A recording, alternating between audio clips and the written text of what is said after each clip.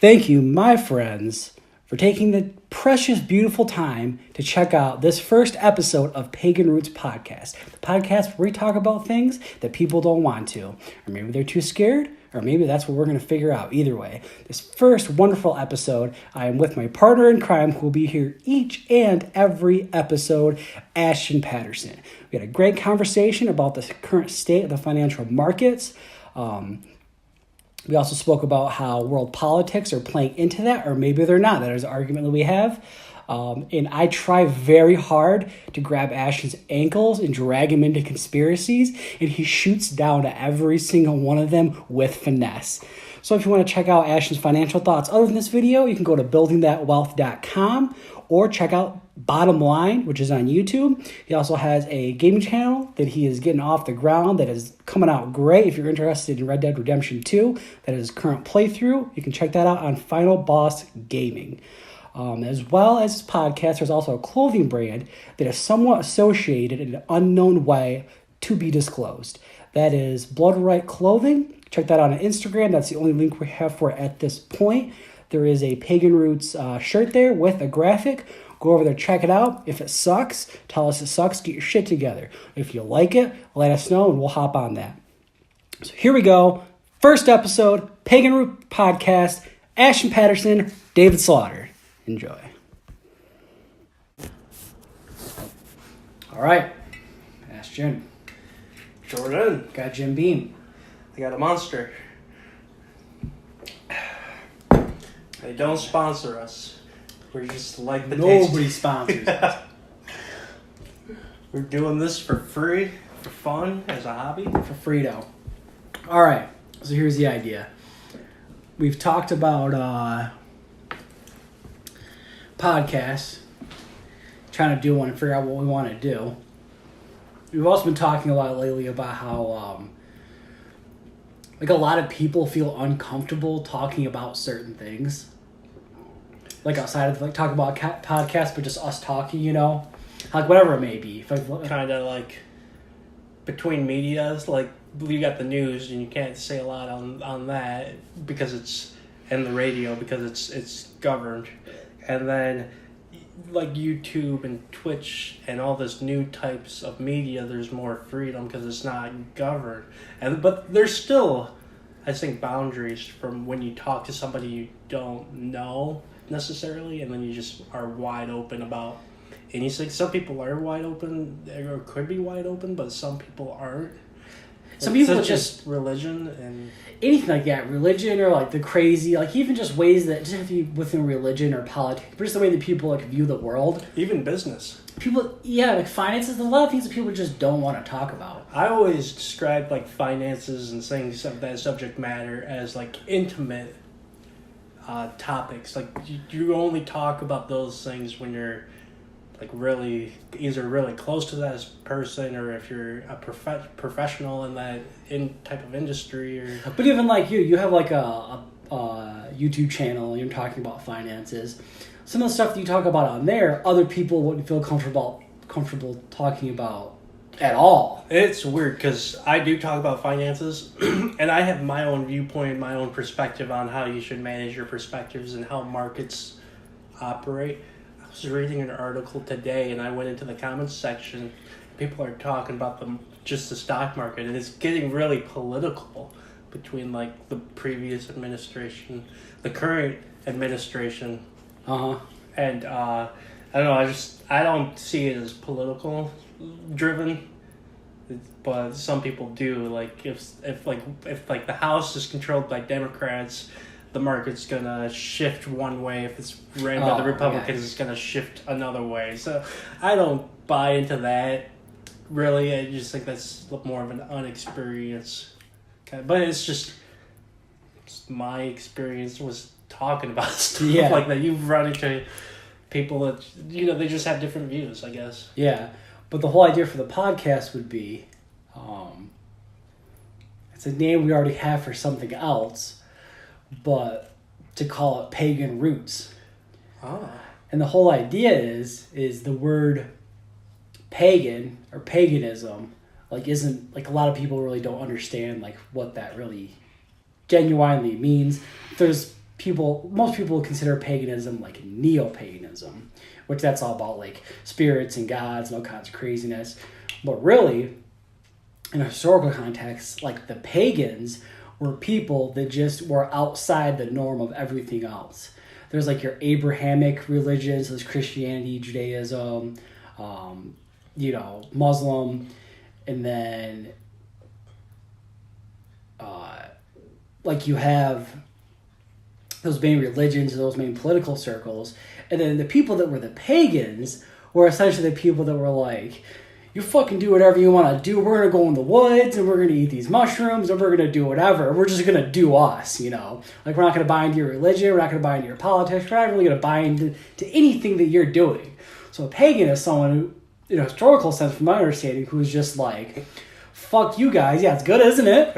Yeah. I just down that Jim Beam. Cranking on it. It's a Stevenson generation of family. They're all right here on the bottle in case anyone was interested. Their names? Yeah, we got from 1760 actually, the present day. Huh, interesting. Anyways, so I feel like the whole idea for the podcast would be to talk about the things that people genuinely don't want to talk about or feel weird talking about. And I feel like that could reach into the financing, like I don't want to talk about. It could reach, or you could want to talk about. It could reach into the conspiracy theories, religion, science, like whatever you want it to be. There's a lot of like taboo subjects that people kind of just would rather not talk about or just say whatever. I think it'd be fun to talk about those kind of things people want to talk about. I can agree with that because you always run into people. Like I ran into somebody the other day, and they, we were just having a slice of pizza. And they mentioned, man, the world could blow up one day. And I'm looking at them like, wait, what brought this up? Because it was kind of random. And I don't know this person well. I'm more of just an acquaintance, kind of like we're just met each other, hanging out, whatever. And he brought that up, and I'm looking at him. And I'm thinking, what in the world is going through your mind to where you're terrified of the world blowing up? Did you ask him? No. You see, exactly. Why don't people talk? Like, if someone said that to me, I'd be like, what do you know? What inside intel do you know? Is there a meteor coming? See, like, in a podcast setting, at least, you're kind of, like, establishing, like, this is going to be a little just off the cuff. Let's talk about it. But, yeah, I think that's a cool idea because... me and you, we've been doing these talks every maybe like once a month here and there, and just trying to figure it out. But this seems like a good guideline to go towards. Yeah, I feel like it'd be interesting and entertaining for people to get perspective on things that people generally don't talk about. Because one thing I want to know about is like, because we grew up in a Christianity kind of atmosphere. In Christianity, all you have to do is read the Bible. We're basically read it through whatever version you need to just to get the basic concept. There's a story, there's a plot. You go to a church, there's somebody there to teach you. Other outside religions, beliefs, whatever, some of them are in like top secret type stuff, and some of them aren't top secret, but you still need to find the right books and the right guidance. Even like Hinduism, like you gotta probably have to find somebody that can kind of like, oh, this means this when you like a teacher. And that's just an example I'm throwing out there, but there's probably stuff out there where for an average person it's not easy to come by, but it might be a little bit interesting. I'd like to know what's out there just out of interest, not out of like, oh, I'm gonna believe this now, but just get an idea of what's going on out there. What do you believe in, and that kind of stuff. Another thing is talking about growing up in the Christianity setting is like I always found it really interesting that there's like this book or this overall like playbook that you go by, but at the same time every single person that you would come across within that religion has their own set of rules of what you're actually supposed to do. And no two people are ever going to have the same idea of what's right.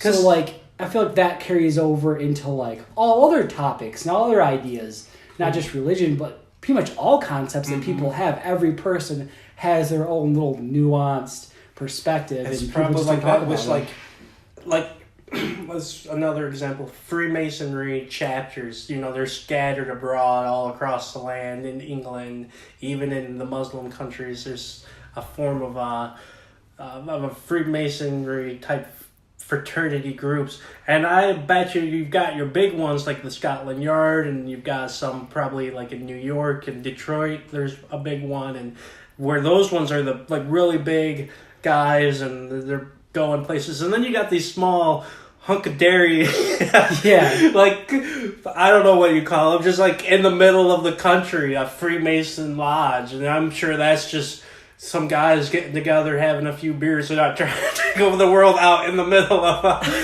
Iowa. Yeah, for sure. Yeah. But they probably have their differences and viewpoints. It's all up to probably the grandmaster of that lodge setting the rules. And yeah, lodges have to have, like lodges, churches, whatever it is, yeah, they'd have to have some sort of They probably have their core values, but then there's like the little neon stuff where it differs. And that's probably what makes different lodges. That's probably the whole birth of different lodges. Why would there be one lodge opposed to another one? Well, because they probably have different ideas about what they're trying to do. Speaking of that, playing Fallout, you've got your Vaults. It's a video game for the PlayStation and Xbox. There's different vaults, too, that you discover or you read about them in the game. Mm-hmm. And each vault is different compared to a different vault. Even though they're all ran by the same company, each vault had its own experiment going on. And that's kind of like how humans are when we gather together and form our own groups. And even though it's part of an umbrella, we just venture off into our own thought process. It's true, yeah. They're a lot like that. Like, we're all just trying to run our own little experiment to see what happens. Even if it's not an experiment, it could be somebody's completely, like, this is their belief, but it differs off from their own corporation or denomination. But in the grand sociological value, that's really it really is an experiment, about how to live your life or how to be Freemasonry, religion, politics, because to say that any one person's the right or to say that you are right, I mean, you're just an asshole. Mm-hmm. That's just an asshole, I've got to ask, what is that? Oh, it's a vape. But it looks like an iPod. My girlfriend said the same thing.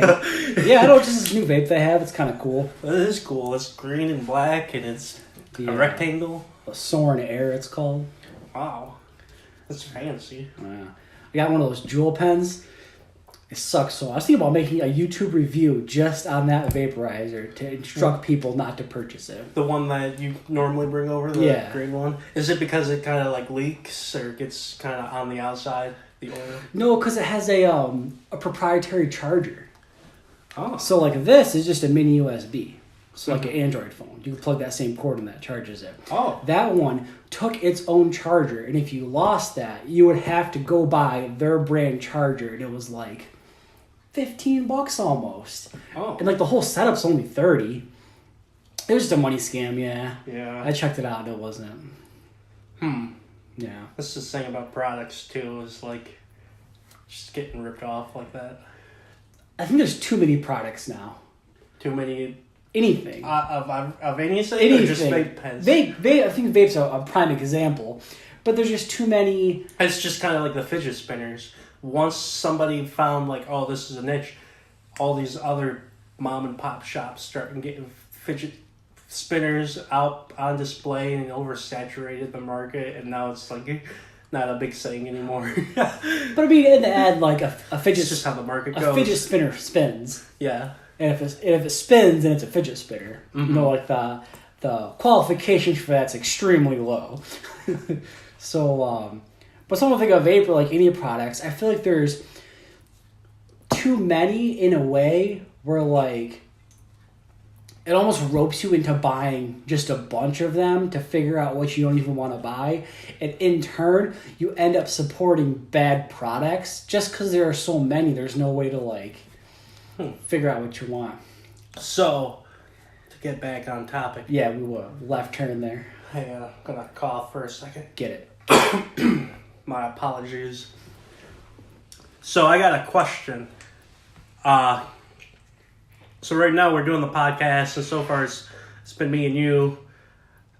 How would you like to have other people come on as guests? Everybody. Everybody? Anybody and everybody. Now, would you just start off with people you know and then just gain experience with asking them questions, get a feel for what you're doing, and getting used to the ropes, and then move on to what I call Person X, which Person X is like the unknown person. You don't know them. Maybe you find them from Craigslist, or you go to a bar. I don't know. But there's gotta be Craigslist, and then they murder you and cut your dick off and keep it in a glass jar. Idea. That's a bad idea. Think about it. But where would you find people to bring onto your podcast? I mean, for me personally, like a life experience thing is, I am like, the thing that makes consciousness conscious, or like makes a person, I feel like has a extremely large amount to do with how you interact with other people. So essentially, my theory is the more people you can come into contact with is the more that you can flush out the kind of person that you are and what you're actually doing with your life, you know? Whether it's somebody that you sit down and talk with, or whether it's someone you bullshit at the gas station with for 2 seconds, go to buy something, they have a little something to say, and you say a little something back and walk out the door.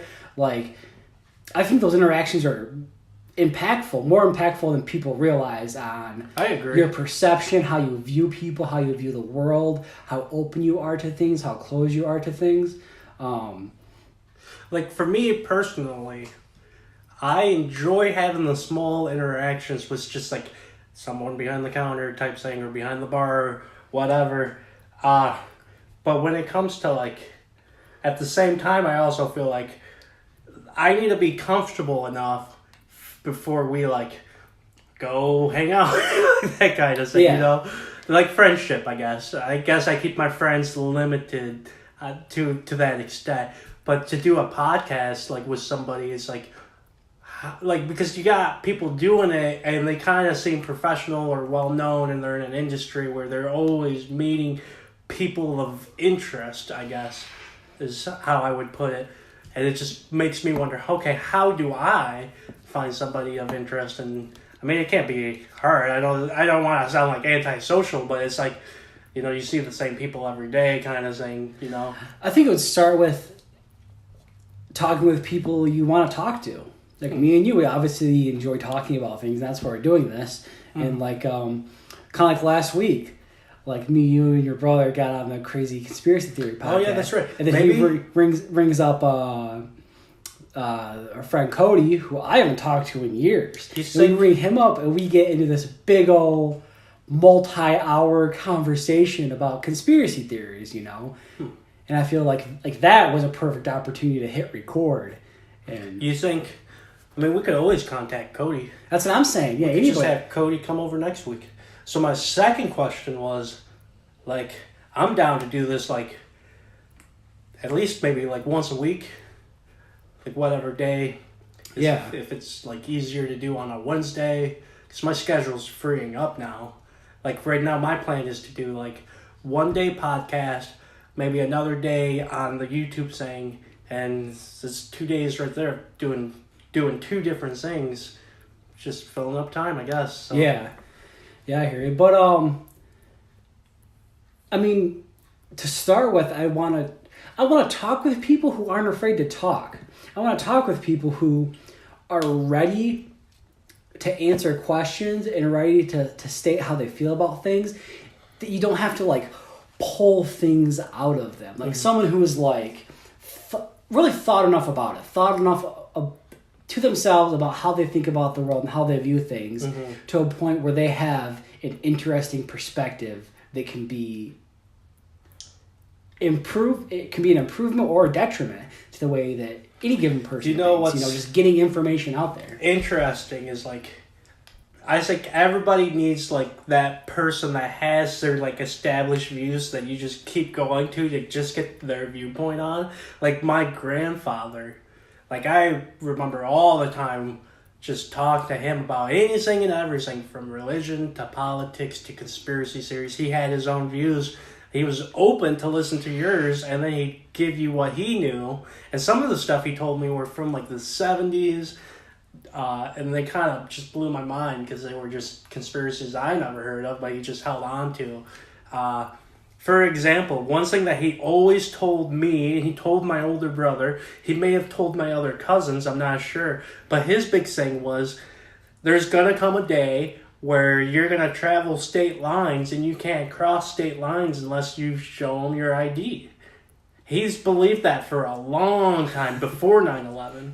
Yeah. And like, he always said, it's not going to happen in my lifetime, it's going to happen in your lifetime. And that's what freaked us out, because it was like he accepted, like, yeah, this is where we're headed.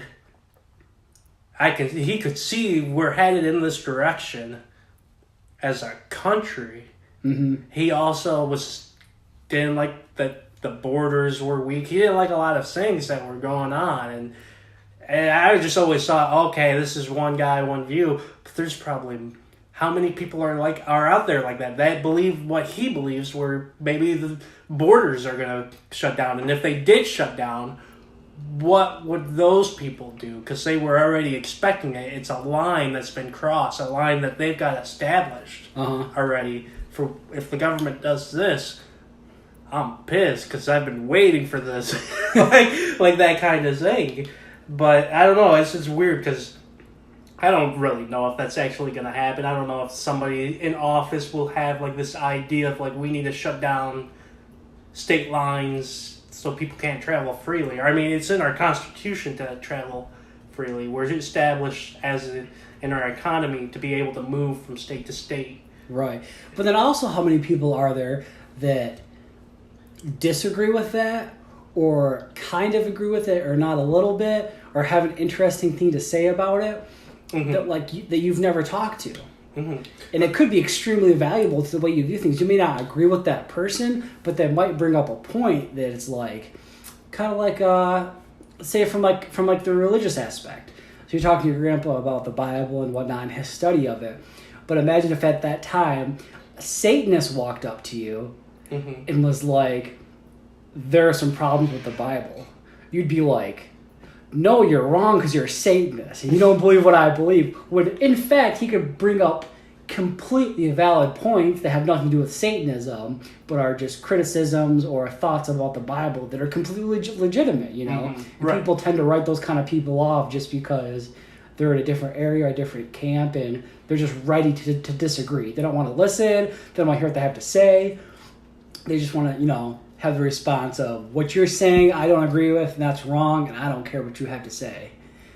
And that's I kind of feel like that wall within society could definitely use some breaking down, people need to talk with people they don't agree with in any way in order to know if your thoughts are correct or not. Right. And if someone can disprove what you have to say, it doesn't matter where that person came from. If the logic is there, then you better think about that, Right. I know one thing about my grandpa that from talking to him just about politics is he didn't like voting ever since his last guy, because I think in your lifetime you have that one politician where you're like, that's your guy. That's the guy that's gonna change the things around here. And his president. His last guy that he voted for, that it was like, that's the guy, was Ronald Reagan. He was all about Ronald Reagan, and because the viewpoints matched up. It was aligned, I guess. And not everybody was all about Ronald Reagan, but that was his guy. And it makes me wonder what his viewpoint of Trump would be today. I know he really, really wanted, what was his name, Ron Paul, to be president when he ran. But he knew Ron Paul would not become president, even though he voted for Ron Paul, and it was the first time he voted in years. His viewpoint was, I'm not going to vote for the lesser of two evils if they're both evil. He just believed the political system was just dead wrong. I like him. And I like him a lot. He ran into this guy named Ron Paul. I never knew or heard of the libertarian movement or Ron Paul. And I'm listening to this guy as a kid, teenager. My grandpa's like, this is the guy, and I'm studying what Ron Paul is saying, and I'm thinking, yeah, this is the guy. And he's all like, but this guy isn't going to make it, because he understood it's always going to be Republican, Democratic. You know, you're not going to come in with an independent party. Now that I'm older, I kind of understand, okay, it's always going to be Republican, Democratic. And I know that now is because they can, both parties, they conform to the viewpoints of different minor. That's how they stay alive. Yeah. Like the Republicans will change certain viewpoints if there's enough people that believe in that viewpoint. They'll confirm into that viewpoint, which is a good system, I think. But in the long run, they still have their set agenda. They just want to make sure they can get enough votes and still keep their agenda. Which, well, the problem is at that point, votes are of a currency for them, and morals are a currency for them. So even this last, I mean, there's so many examples even from the last political debate, such as Donald Trump was a Democrat for, I think, almost all of his life until he started running, and he's like, I can hijack this Republican. This is and same with Hillary Clinton. She didn't support gay marriage until 2013. At that point, once she realized I need this in order to win, all of a sudden she did. So her morals are up for sale, and the economy is votes. Yep, they conform. This is what I've understood. And it takes analytical skill to figure it out. I think it's more of a hunch, it's a theory. I think Donald Trump, just like what you just said, figured out how to not manipulate, but just kind of like how to conform to different beliefs. Like he says the most wild things, like such as voter fraud, where all these experts are saying, no, there's no voting fraud going on. I just think he knows that there might be more conspiracy theorists out there that might think that, and they jump on board with some. Here's my theory, and it's a complete conspiracy theory. This is totally just me.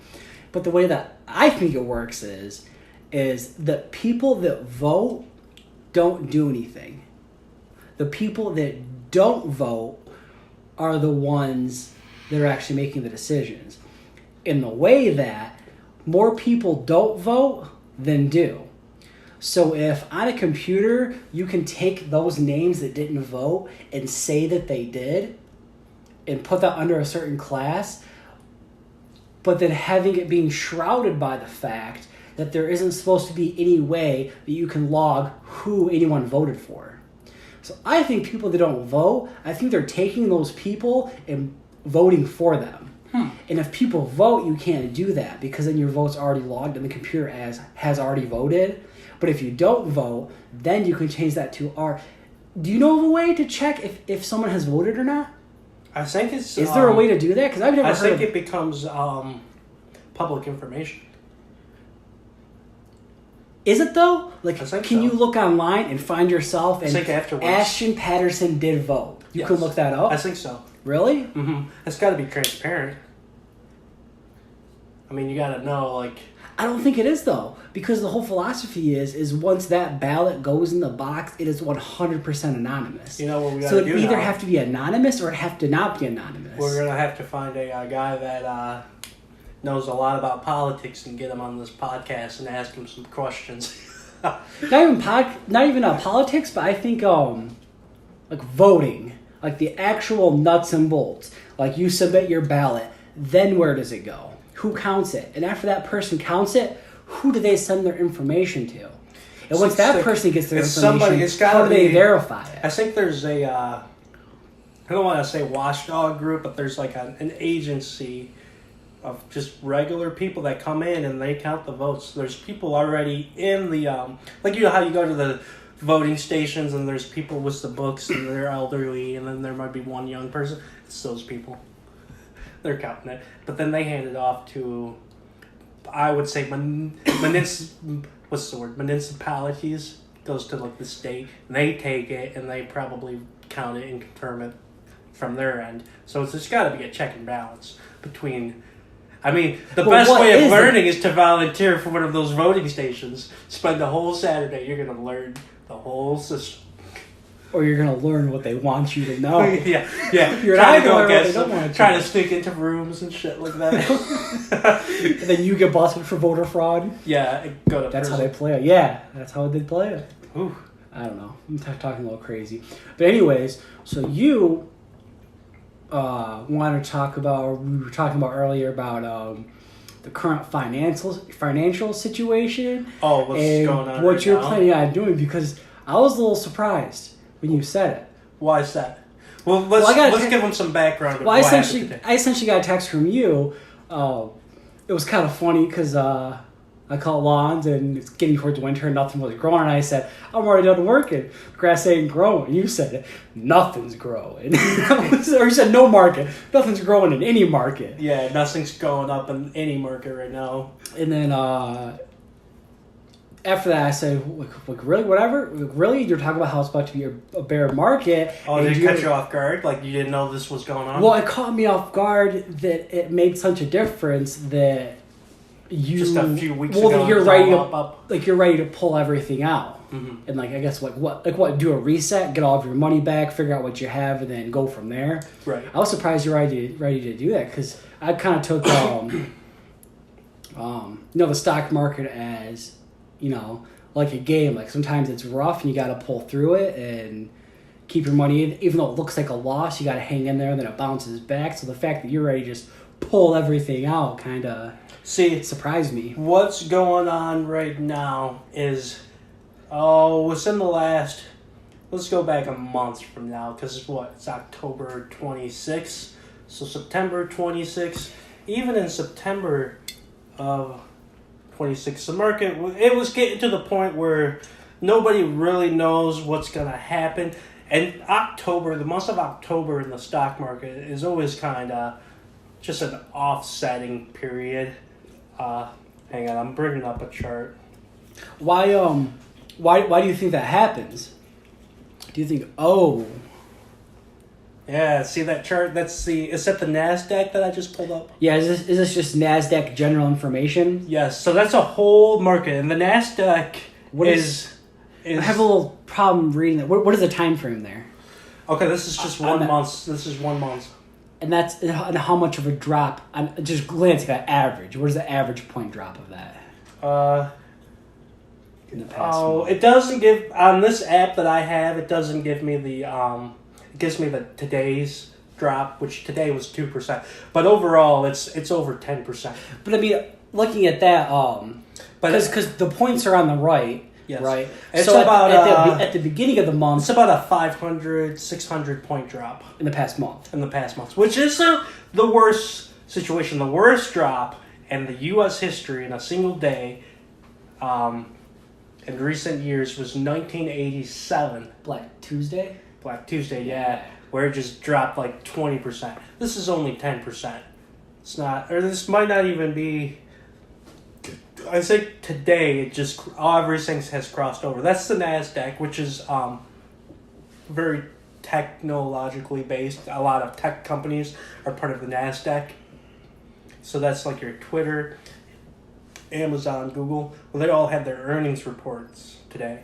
Well, Amazon, I think it had good profits, but their sales revenue was down a lot. Mm-hmm. Google was down, and the market panicked. Because Google and Amazon are the two biggest stocks out there, especially on the NASDAQ. When they reported their losses, they kind of drive where are things going? If people aren't, like if Amazon isn't doing well, why the hell would anybody else be doing well? Because they're the biggest companies in the U.S. right now. So they kind of set the standard of what's going on. And when the market goes down, it's always a short-term basis because, to be real with it, because people are selling off right now, selling off because we've been in what's called the bull run, meaning market's been going up, and all these analysts are saying, okay, we're at the top of our shit. Things are going to start coming down. When things start coming down, that lasts anywhere from a few weeks to a month at most. About like 9 months.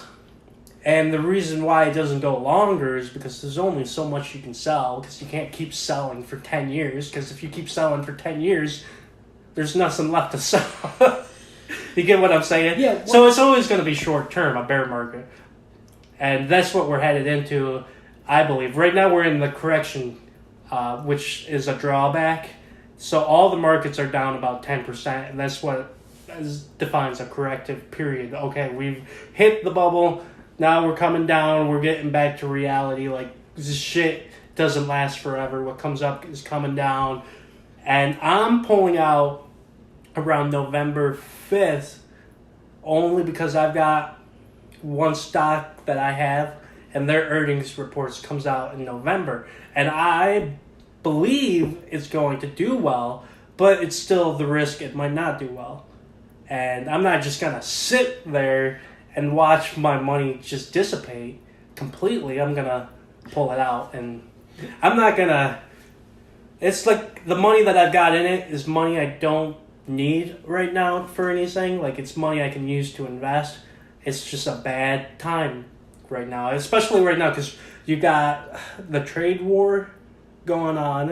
I'm saying if China has the ball in their court to where they need to figure out, okay, we need to work with the U.S. or not. So the China's market's down, completely down, like bad. Just real quick, overall, do you think that that's a healthy move? Yes or no? To get into this trade war and to kind of put the pressure on other countries, China mostly, pretty much all. It's China. very interesting. Do you think that's a good thing? Because or a I bad don't thing? think China ever expected it. Because we've been going decades with China being the country that we import all their goods, and the experts say that we import more than what China imports into their countries. Like, we don't export enough into China to where China can raise enough tariffs to keep the balance. So we're destroying China's. But overall, in like a humanitarian sense, like, do you think that this what's happening right now is someone just fucking throwing a wrench in the system, or Trump? Or do you think someone's throwing a wrench in the system? Well, it's Trump. Or do you think that there is actually a process here to make things better? This is Donald Trump's game right now, and I don't know if this is where we crushed where everybody at this point is crushed. This will set the president's genius, or it will make him look like this is an old guy that's going kind of... You think this is the thing? This is the moment. Like, once he is gone and over and people look back at his presidency, you think this is what makes a difference. determining... This is determining right here. I think this will be a determining factor right now for his presidency. And in your personal opinion, yes or no, do you think he's got it? Do you trust him? On this particular issue, do you think he's got it and you trust him? Or do you think he's just some crazy egomaniacal maniac? What's weird is because when you listen to his speeches and whatnot, you get the vibe, okay, this guy kind of understands how to work people and how to get his way. It definitely does. He's a businessman. I mean, he hijacked an entire political party. Yes. You can't be an idiot and do that. Let's be honest. You can't be an idiot. No, and he's stated in books that he wanted to become president. People kind of said, okay, yeah, whatever. He's just it might be a dream. It might be a pipe dream. He's a businessman. You and Kanye, right? Yeah. You guys want to be president, I see. But he did it. And he had to figure out a strategy, get the people, and then figure out what he needs to do to win it. And apparently he had this strategy of doing it. Now, I believe the stock market is affected, one, by what's going on with China. And right now, investors are kind of nervous what's going on. Because it's affecting the auto industry really bad. It affects our state really bad. Because steel prices are really high because we get it from China. That's one of the big products that is costing us. Yeah. Maybe not as consumers, but it affects our jobs. So you've got the auto industry, you got Caterpillar. So any company like that is kind of like, okay, we're not going to do well. Well, the whole steel industry thing is interesting how you say that, because as far as I understand, the United States pretty much like founded and pioneered the steel manufacturing industry. Mm-hmm. So Right. I guess you would have to track it back and go, why aren't we doing that anymore? Why are they? What happened? And like I believe our country is a country where if we find a weak point in our economy where like, okay, like with oil, we now have technology for what is it called, like where they drill down even further and they're hitting like the rocks and Fracking? Fracking, that's it. That's new technology that's just been around for like maybe the last 10 years. But back in like 02, 04, that technology didn't exist. But we found a weak point of how do we get oil that's out of our reach. Now we can find oil and we're not so dependent.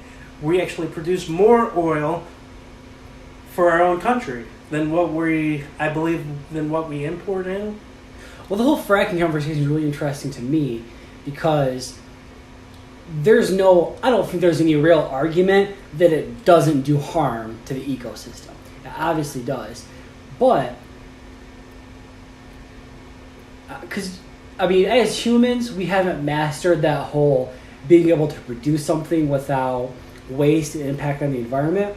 So with the fracking, I find it interesting is, does the oil that you get from doing that, is that feasible compared to the impact on the ecosystem and like our livable planet, really? I just don't know that. I'm curious about that now that we're talking about this. Like, what is the actual, how much oil is actually being harvested because of all this? Right. And I'm not sure. Yeah, I don't know either. I'm sure it's enough to where it balances. You think it does? I think it does. If we didn't have fracking right now, oil prices might be higher. We might be too dependent on other countries that could just shut theirs. But here's another question: is oil fixed game? Is oil a fixed game? Is it a moldable market, or is this or do you think that it's a? Oh, it's a fixed game. You think even it's totally a fixed oil game? Refineries? Who's in it now? They're the only people that are going to be in it, unless new technology. So you don't think it's scarcity? You think that a fixed market is a bigger problem than scarcity when it comes to oil? Like, they will tell you that it's too much money, it's too much of an investment to get in. Bullshit.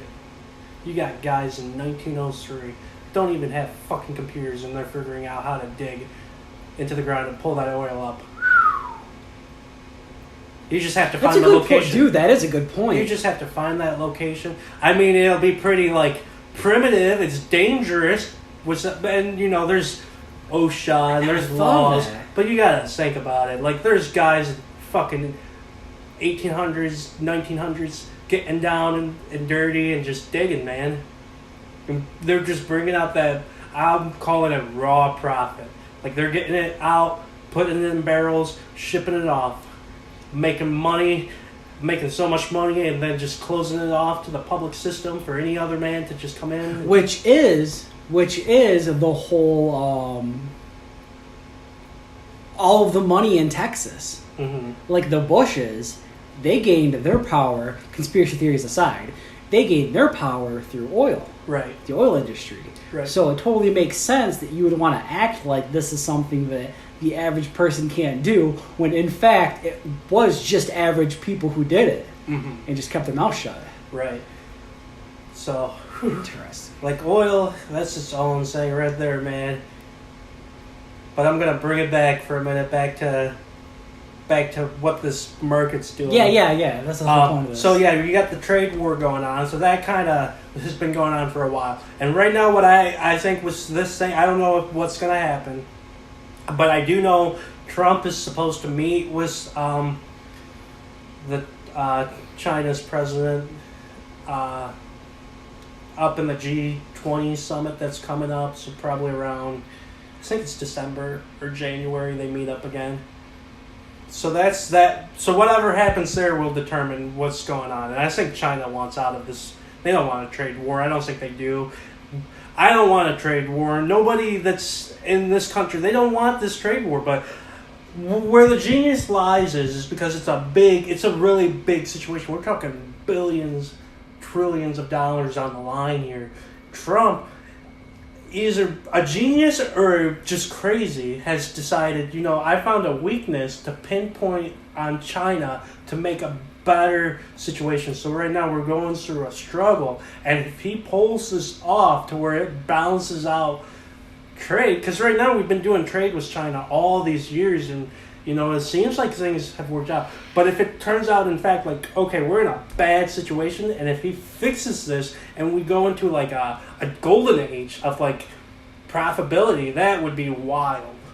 So he might be safe in the reward. Do you think it's possible? Do you think it's possible to slip in back into the golden age of an economy just based on the trade war?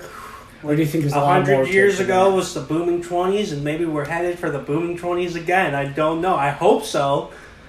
But talking about the market, the bear market in general, I got a couple questions. Yes. Because you're talking about earning reports. Mm-hmm. On average, how often does a company come out with their earning report? Is that yearly? No, they do it yearly, but it's every quarter. And that's regulated by the SEC. So every quarter.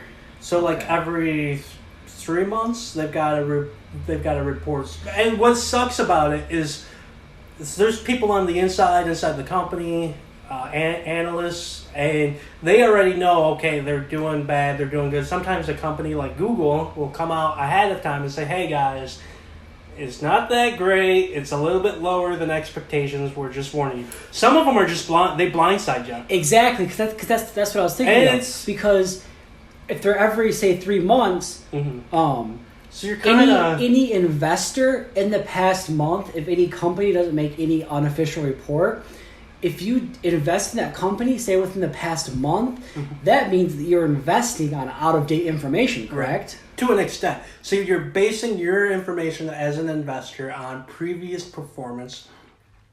And you can look and see the daily news, what's this company's doing, yada, yada. The company I invested in, get this, had market growth in Saudi Arabia. They had plans of developing their product into Saudi Arabia. I don't want to say what company I'm invested in to just like who's ever listening. So because they're going to steal your investment, Ashton. They're going to steal. No, I don't care that they would get in what I'm invested in. I just want the privacy.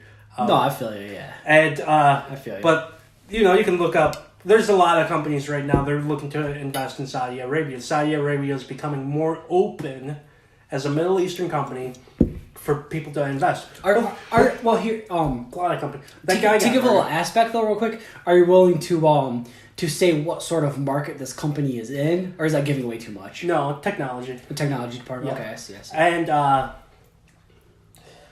that murder happened of that journalist from the Washington Post. Maybe allegedly. The media says it happened. But anyway, some guy got murdered. I think it probably happened. Yeah. Someone got murdered. Something happened. Either the Saudi Arabia's like their royal family either did it or it was hitmen, and but it has an effect on a lot of markets right now because a lot of companies like it's a murder. Someone died and they cut him up with a saw. Yes. It's brutal. Yeah, there's some sort of confirmation from the higher ups from somewhere. I guess I haven't tracked it, but the story is somebody officially that they saw that guy up. 15 people. 15 people killed him. 15-man hitman. Just up in this. I don't want to say embassy, but it's just bizarre. Well, see, this is why it's smart in such a deep, ugly way. Is because they started out with a lie and then slowly rolled back the lie of what actually happened. So at this point, it's actually really difficult to pinpoint what actually happened because they shrouded it first in lies. And then now they can release the truth at their will to mold it how they want it to. Whether they actually killed him or not to get all conspiracy. But whichever way you slice it, they still started with the lie and then rolled back that veil of secrecy. It can let out what bits of truth that they want to. Now, the guy that which is crazy was murdered. He worked for the Washington Post. I can't pronounce his name for the life of me, so I'm not going to attempt it. But he's been all over the headlines. He was the first, or not. I don't want to say first, but he became famous because he interviewed Osama bin Laden back. So maybe a little bit early 90s. He has a famous interview where he's interviewed Osama bin Laden. That's how this guy is really well known. Mm-hmm. And but he got murdered in some way, shape, form from somebody in a country in Saudi Arabia. And it's had an impact on certain markets. And it's happened in my market because my market was really expanding in Saudi Arabia. They could pull out of Saudi Arabia saying, we're not going to do business over this. But here's what's interesting to me and why I kind of have fun bleeding over into the conspiracy is because at that point, do you think that there's a possibility that it's not about religion or racial or any of that, but it's a way to control certain markets to certain people's favor? Because you bring it up in the aspect of it affected markets I'm investing in, and it affects certain markets that other people are invested in. Like, I'm offended in Saudi Arabia. Like, I'll say, Saudi Arabia from my viewpoint as an American, is like, okay, this is a country where it's not Israel. You know, I have trust in the Israeli government to an extent. Saudi Arabia it's different because it's the first, I think it was the first country that Trump visited on his grand tour as president. So there's got to be some type of mutual respect. And it's okay, this is a country where they're not just driven by their religious fanatical beliefs. This is a country we can work with. I could go there and visit and feel relatively safe. But there's a negative side to it where they're involved with indirectly with a civil war in Yemen that's going on. They're indirectly involved, just like Iran's involved in how The whole thing in Yemen is a mess. Well, the reason it's a mess is because people are quite literally performing a genocide on the people of Yemen with U.S. weapons and U.S. munitions. So U.S. weapons manufacturers, their products are being used to wage this genocide. It's happening everywhere. It's gotta be. That's a good point, yeah. Because if you're pumping out that Bush munitions, they're just everywhere. Last year, that's a good point. I like the that. I like that. The Iraqi military routed against ISIS, and they outnumbered ISIS 10-1. They just untrained, not disciplined. And they left all these U.S. Equipment, even Humvees, and freaking ISIS got a hold of it, and I'm sure all that shit's been blown up by our drones. But so you think, but it happens. But you think that it was probably supply lines get jacked. But you think it was more of it was either abandoned or stolen. Abandoned. It was abandoned. So you think it was abandoned? They dropped their arms and ran, opposed to actually being sold or some sort of official. You don't think there's any official. They officially ran. It's well known they ran, and on the battlefield, literally they ran and left so much equipment. That happens. Who ran? The Iraqi army. This happened last year. They outnumbered it was 10,000 people in full retreat against 1,000. I don't know. Well, getting in terms of but we don't need to talk about that. That's a whole other subject right there. It is. War, man. War is crazy. Well, that specific, I just think it's interesting to think about whether. But if we sell equipments? Do we sell on the black market? Probably. Not the really big stuff, but we probably sell M16s, handguns, ammunition, that kind of stuff. Probably, maybe. Well, I mean, because technically, and it might even be hidden from the president and stuff. It might be just us. Definitely hidden from the president. Definitely hidden from all kinds of officials. But then again, if it's an open market on a global scale, there is an open market for our allies. I mean, if we sell Raptors, but if our enemies are shooting us with our own weapons, at some point it's not an open market to our allies. It's an open market to everybody. Mm-hmm. Because, like, yeah, they become abandoned, but at what point does that abandoned equipment become there's I think there's used up, you know? Congressional approval of certain weapons, what gets approved over time. So there's it's like in like levels. Like level 1 might just be ammo. Then level 2 is like machine guns, handguns, and then level 3 might be let's give them some vehicles like just a Jeep. Who determines that?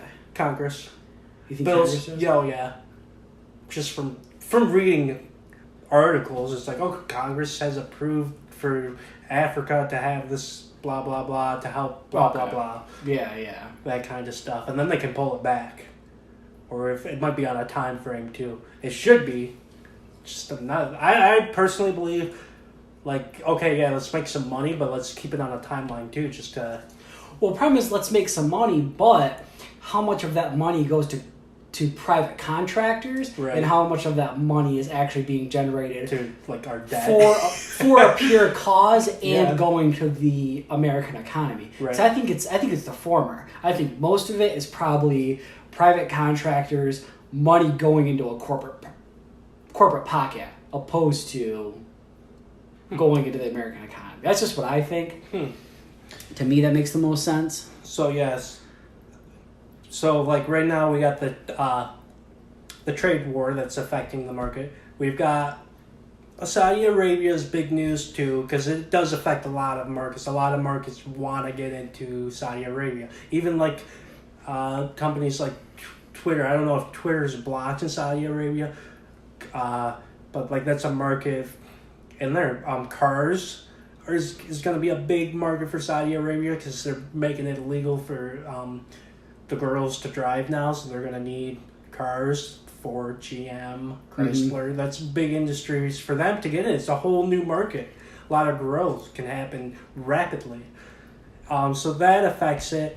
What else affects it is because companies during the months of October, a lot of these companies like Google and Amazon, they aren't showing good profit returns on the investment, so it's kind of driving the market where it's going.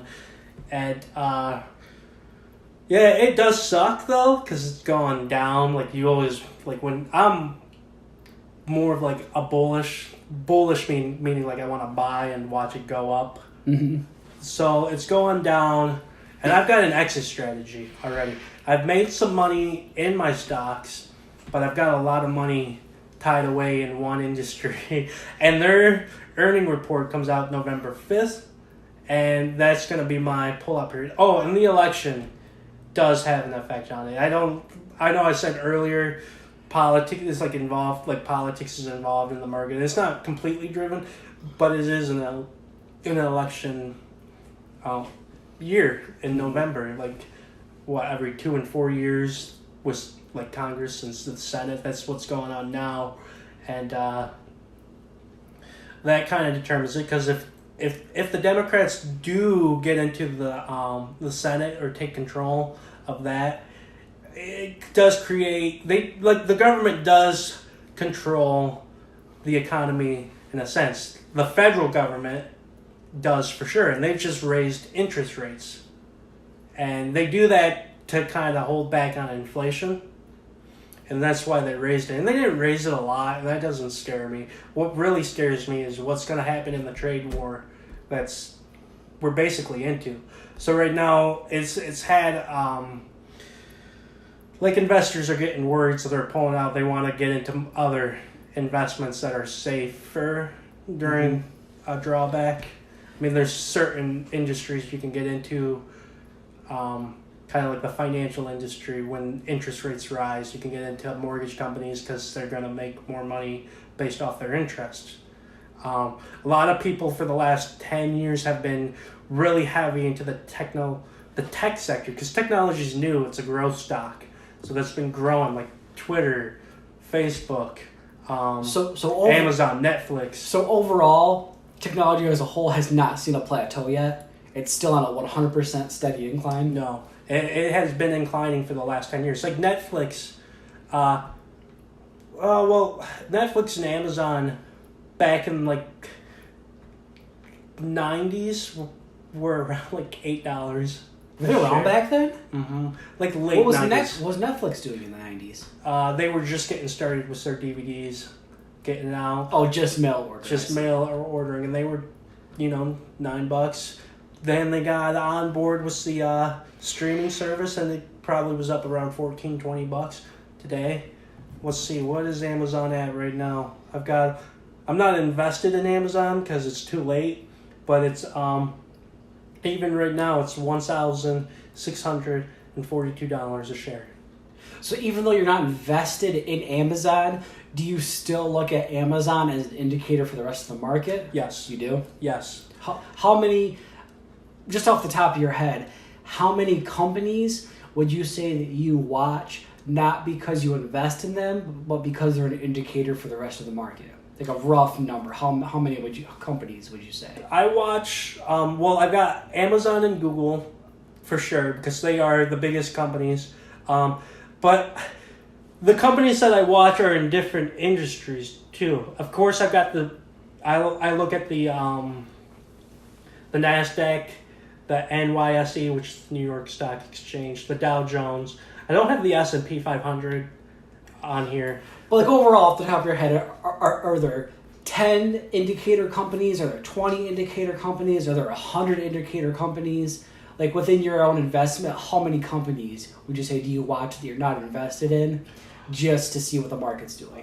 With the industries that I'm interested in, I've got about 20. About 20. That I just kind of watch. I'm only invested right now in one, which I'm not diversified. And that's just with my play money, I guess. I know this sounds... No, it does, but I'm asking because from your financial growth, there's... And I've only been in the stock market short term just because I've made money off real estate. I'm getting into the stock market. Well, what I'm saying is for people that don't play the stock market or if they don't monitor or it, if they have don't an interest in it, they can get to your level somewhat reasonably, and they don't have to look at the entire stock market. So for to take you as an example and apply it to their own lives, if they paid attention to like those 20 major indicators, like that's all someone needs to do, is what you're saying. Yeah, I mean, definitely. I think if you don't know much about the stock market, a good practice is just to pick a few stocks that you're interested in. Don't invest right away and just monitor. Try to analyze what's going on. Like I'm constantly, like what I'm doing right now on a daily basis, I do check it every day. And a lot of experts say, don't check it every day. Well, I'm not, I keep my emotions out of it. Like I lose money and I gain money. But when I lose money, I don't let it affect my mood because I know, okay, I can just pull it out. I don't want to lose $10,000, but I can handle losing a couple thousand because I know I can just pull it out within a few months' time. I've got that money back. I can get back in. Okay. So I got an exit strategy. I'm not some idiot. Like I'm leaving it here. I'm just gonna sit here, just wait and have high hopes. Like I know that my money to grow is based off the factor of this company performing well, and if it's not performing to what I need it to perform to, I'm gonna pull up. But I also have a second account where I'm constantly putting up a set amount. It's like $200 every 2 weeks. That's about $200 that goes in, and it goes into more. It goes into a different variety of stocks, so it's diversified. And I'm going to keep that in there for the next 30 years. Just constantly keep putting it in, let it do whatever it's going to do. Because what's happening now is only short term. Like, right. I could leave my money in here right now, all my money that the money that I've got in here just to mess around with, whatever. Like, I could let this sit, and it can go down to and flatline, and I can lose $10,000. And if I keep it for 5 years, just going to regain everything that I lost. If I keep it for 30 years and I just let it sit, I'm going to make money off the dividends as well. And plus, if I lose it all or whatever, you get it on the backtrack on your taxes because when you fill out your taxes, if you take a loss on an investment, if it's over, let's say 10 grand, let's say you just 10 grand is wiped out, poof, gone, company's gone. Best like Circuit City. What's another company that just went bankrupt recently. Toys R Us. Toys R Us. People lost money. Like, people just held on, and they're like, "Oh, it's too big." We'll come back. It didn't come back. It didn't come back. Like, you lose all that money. Well, what do you do? Like, yeah, it sucks. You take a loss. Well, your taxes, when you fill it out, you're able to take a $3,000 write-off every year for the life of that, whatever it was, up to, let's just say, 10 grand. So that's, in about 4 years, you'll have that completely back, as far as kind of like, you understand what I'm saying? Like, it'll show up negative on your tax return. So you start off right away, not at zero, but $3,000, negative $3,000. Yeah. And then whatever, it can whitewash whatever you made profit in too. So, like, if you made, I see. let's say you made $10,000 negative, and then let's say you made $3,000 profit in a new startup business you did, and you were just doing part-time. And you report that $3,000 profit, you still got that $3,000 negative, it brings it to zero. So you're not having to pay out to the government. So essentially you're saying like a write-off. that people... So it's in your benefit. But that people necessarily don't realize that, like, when it comes to that sort of conversation, that all of your economic income or projects or whatever all come together. Yeah. So really, even though at the end of the year, there's a tax benefit. So you could see something as a loss, but really it could help you almost have a gain somewhere else. Yeah. Though, almost. Like, I had a gain in my real estate, and towards the end of the year, like, if my stock doesn't rebound to where I want it to be at November 5th, when I plan on pulling out, or I'm going to decide what I'm going to do at that point. Mm-hmm. If it's not in my favor, I'm looking at, okay, at least I can take a write-off on my taxes, because I already have to pay taxes on my real estate, so... I gotcha. Yeah. Well, I need to take a quick break, but first I got two questions for you. One's realistic and one's kind of ridiculous. First question is, you said that if you want to jump in, that they should...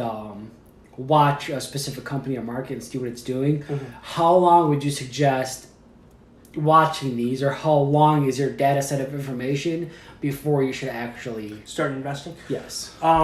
If you're just, let's say you got $1,000 saved up and you're just kind of curious, I say go for it. Because the only reason why to watch a market and look into it, how long do you think that you should watch a particular company or market before jumping in? Before you actually jump in and put money into it? Definitely do some research. Check out the charts in the last few months. What are their look at their income statements. They're all available. If they're on the market, they've got income statements. Yahoo, Google, you can look on any of those, and you look at the income statement. Is their revenue good? Is it better than the last year? Is it better than the last month? Kind of saying, okay. Does it look healthy? Is it in the negative? Is there enough data in the last few years? But just to see where the market's headed, October is always the worst month for stocks in the stock market. So everything's dropping. Right now, let's just say right now, like next week, it starts back up on Monday. It's a Monday through Friday kind of gig. So let's say Monday you want to look at the stock market. I say for the next I would wait until after the election before making a decision, definitely, if you've never got in. Because right now, the market, everybody's saying it. Is it headed for the bears? Like, the bears being like a big sell-off, and things are going to start going low. And people make money in bear markets. It's called, I think the term is short stop. I believe it was where people borrow against buyers. So, like, as it drops, they go in and get their shares, and they make a profit from that loss. So it's a more advanced situation, and best to talk to a broker. I got you. Kind of say. And then here's my question. And I don't do that. I don't do it because I'm not willing to take that risk yet. I'm still learning as well, but I'm not just like some average Joe that's just going to say, oh, this is the worst market. It's going to be worse than 2008 kind of shit, just being real negative. But as far as people listening, if someone is standing on the ground, like I feel like where you're at, are the first couple rungs of climbing up the ladder. I feel like some people have a hard time actually figuring out when it's safe to actually step on the next rung. That's my first question. See, you're looking at the risk factor. What is your risk factor? A few years ago, my risk factor wasn't a lot, because it's like, if it's your life savings you're putting in, let's say all you got is 10 grand, you saved up to 10 grand, do you put all of that in the stock market, or you take half of it? Like, it's all based off your decision as an investor. I definitely, the best information I can give you based off risk factor, what's your risk tolerance, is just to start small and kind of gain the experience. So maybe like $2,000, you put $2,000 in, see what happens, kind of thing. See if you can kind of like do your research, which is like your due diligence. So you do your due diligence on a company, you compare it to the competitors, and you say, okay, this company in the next year, let's say you're doing a full year, you just want to put it in there, see what happens in a year, just do it, ride the wave, the stock market wave, just kind of seeing if it goes up, and you're like, okay, my due diligence was good. This gives me more confidence. I listened to some analysts, and they gave their opinion, and it was correct.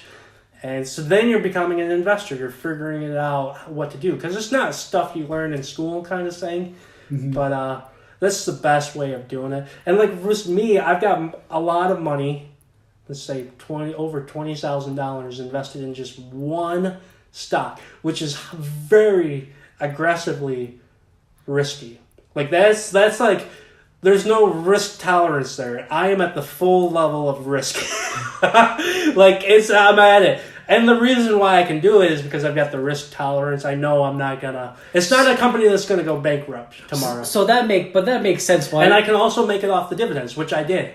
I made some money back off the dividends, about 1,800 and 700. But that makes sense why you're ready to pull everything out, because this particular stock, you have such a high risk factor involved that if something goes crazy, you want to get that money out. What I'm doing is kind of like experts say, don't put all your eggs in one basket. Well, I've got all my eggs in one basket, which is the stock market, and I've got it in one nest. It's one market. Now this basket might have a hole in it now. So what I'm doing is I've got all my eggs in one basket, so I'm going to watch that basket very closely. But with this market, this basket might have a hole in it, essentially, right, overall. And with what the market's doing right now is at the worst thing you'd ever want a market to do. It is at the worst situation. And the market that I'm in with this industry, I mean, Saudi Arabia saying is a big hit for me. And but right now I'm kind of just waiting to see what the earnings report is going to be, which is just a few weeks away. And experts have also said, like, companies at this period do a buyback of their stock, so they repurchase their stock, which drives the price up, which typically happens around November. Well, this is an election period too, so it's very like people get politically scared in a way, so that has an effect on it. So rolling it back to the whole original question, if people want to get into it, you might want to wait. You might want to wait for everything to blow over. Well, based on what you said, the data set is looking from what they're doing from the past couple months to the past year to whatever they have, and then also probably wait till after the election. So let's just say this, because there's a lot of variables with what people have and whatever. Let's just say you have some money right now. I would sit on the sidelines, because I've been in this for a few months now, and it's just kind of, here we are. It happens fast. It happens so quick, and you have to be so precise on what you want to do. Do you wait? Do you pull out? Can you wait 5 years? Do you wait a year? If you've got money right now and you're looking to invest into the market, and if you're not very good, like an expert, and you don't know how to do the short stop, or if you know, like, if you're taking the risk of being a bear, if you want to buy, what I would do is sit on the sidelines, see what's going to happen, because it could go down, it could go up, it could rebound next week. So feel that big old roll of cash squishing into your ass cheek in your back pocket for now. Yeah, feel just it out. Wait. I know, like, everybody wants to make money. You don't just want it to sit in the bank account. But right now, it's a very It's in the most versatile state right now. So it's not good for if you're new. I would definitely wait. I gotcha. So I got at least after November. So then one more quick question. This is more on the ridiculous side, but taking into account this general situation in Saudi Arabia and the market that's going on now, from 0 to 10, how much faith do you have in all markets overall? 0 being the people at the top don't want their money. They're saying, fuck our money. We want to give it to our investors. And 10 being borderline reptilian aliens are taking control of the world economy and sucking it dry. 0 to 10. So, what is your faith in the market? Wait, if I'm a 0, that means the people, they don't what? 0 means the corporations are saying, we hate money. We want to give our money to all our investors so everyone can make money. And a 10 is reptilian overlords taking the stores of cash into their fucking reptile. So it's a lose-lose situation for them. No. Because at a 0, the corporations want to give it back to everybody? Exactly. So 0 would be 100% in favor of the investor and nothing shady is going on. 10 would be we're all blind and we're playing into a fucking fixed game. Like 0 to 10. What is your favorite? Oh, really? Yeah. That's awesome, man. Yeah, because the owner of a corporation, they want to, because the shareholders own the company. Mm-hmm. Some shareholders hold a majority of shares. Mm-hmm. They're more of the more established. So for the most part, you feel like the League of Shadows, they just own it. But for the most part, you feel like CEOs are trying to siphon money into investors' pockets. Well, the board of directors would be they're the whoever it is. Yeah, they're trying to siphon money into investors' pockets so the economy can grow. Yes, because they want incentives for the investor to invest into their company because they're getting the money from the investors. That's what props them up. So Twitter, Facebook, all these guys that need money to expand, they need it from investors. I see. All right. Yeah. Well, we'll take a break. I'm not sure if this will be 1 episode or 2. If it's 2 episodes, I'm going to edit this all out. And if it's 1 episode, then we'll resume in a couple minutes here. All right.